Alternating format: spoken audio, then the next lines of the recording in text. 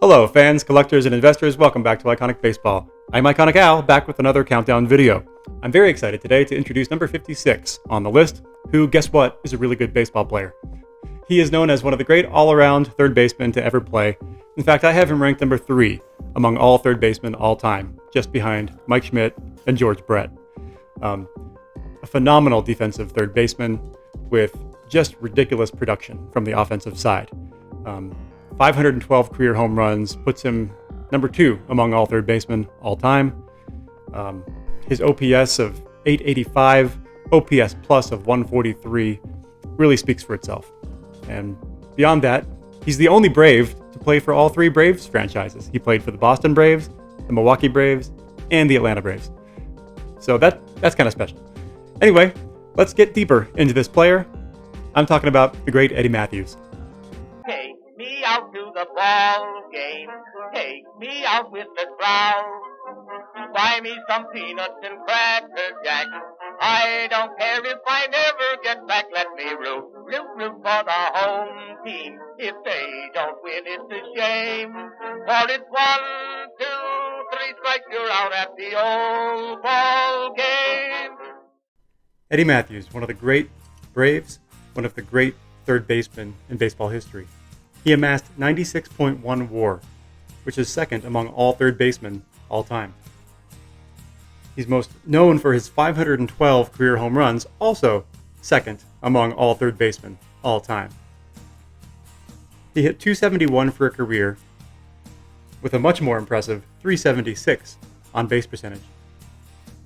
His walk-to-strikeout ratio was essentially even, with 1,444 walks, 1,487 strikeouts. His OPS was elite at 885, OPS plus also elite at 143. He was a great defender that probably never got his due because the Gold Glove Award didn't exist until 1957. And likely, Eddie Mathews, who broke into the league in 1952, would have been awarded a few Gold Glove Awards during that period, before the Gold Glove Award existed. But he was one of the premier defensive third basemen of his era. He was a 12-time All-Star, and he won 2 home run titles. He was a 2-time World Series champion. Although he didn't excel in the postseason, he has 2 rings to show for it. Another tidbit about Eddie Mathews that I like: he's the all-time Milwaukee Braves home run leader, with 452 home runs with the Milwaukee Braves. Hank Aaron hit 398 home runs with the Milwaukee Braves.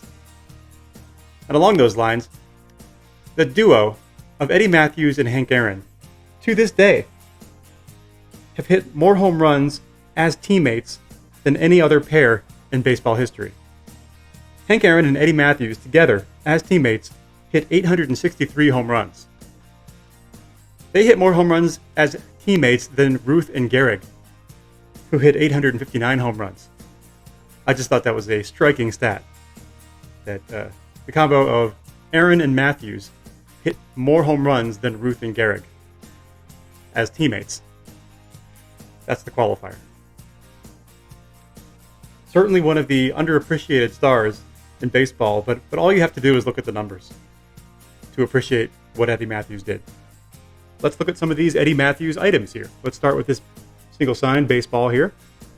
A beautiful Eddie Mathews signature across the sweet spot with added inscription, 512 home runs, a number that he's well known for. I really like Eddie Mathews' signature. It's very, very bold and free. And this is on an official National League Leonard Coleman baseball. Ball's got some toning on it. To me, that's just character. But it's a ball I've had in my collection for a couple decades at least. Eddie Mathews signatures are not rare. There's plenty of them out there, so they can be found at a pretty reasonable price. Much like many of these players on the countdown. They won't all cost you an arm and a leg, thankfully. Then over here, I've talked about this set many, many times already, but the 98 Donruss significant signature set. One of my favorite certified on-card autograph sets. Beautiful shot of Eddie Mathews in the batting stance with a nice black ink on-card autograph right across the middle. Great Art Deco design. These are all numbered out of 2000. So again, this was one of the great cards. You know, Eddie Mathews passed away, I believe, in 2001. So this card came out in '98. So he was only around a couple years after this card was released. And so I always talk about this era, late '90s, on-card autographs of these greats, many of which weren't around much longer after these cards were released. So this was a kind of a brief window where these all-time greats, including Eddie Mathews, were still alive to sign these cards, and they weren't around much longer afterwards. So I think it's a pretty special card. I've always loved that. 98 significant signatures, Eddie Mathews. All right, and then to one of the most beautiful vintage cards I think I own. The 53 Topps, number 37, Eddie Mathews. This is in a PSA 5, beautifully centered, left to right. Just a glorious card. Just exactly what I look for in a vintage card. Beautiful portrait shot, great artwork, great color, nice centering. Presents really well. Just a very crisp PSA 5. And I really think it's the most beautiful card that exists of Eddie Mathews. The most iconic and popular card of Eddie Mathews would be his 52 Topps, which I'll put up here on the right. And this is an interesting case study, sort of the 52 against the 53. Now, the 52 is his rookie card, and it's a very low population rookie card, it's a very collectible card, and it's a very expensive card. And the PSA has only graded 738 of the 52 Topps. Consequently, this card is extremely expensive. And I would argue ridiculously expensive and overpriced. I would never pay 5 figures for a card of Eddie Mathews, personally. I don't have that kind of money to drop on a baseball card, but to me, this card presents better. Sure, there are more of them out there. PSA has graded 1,600 some of these 53 Topps Eddie Mathews, but I think it's a more attractive card.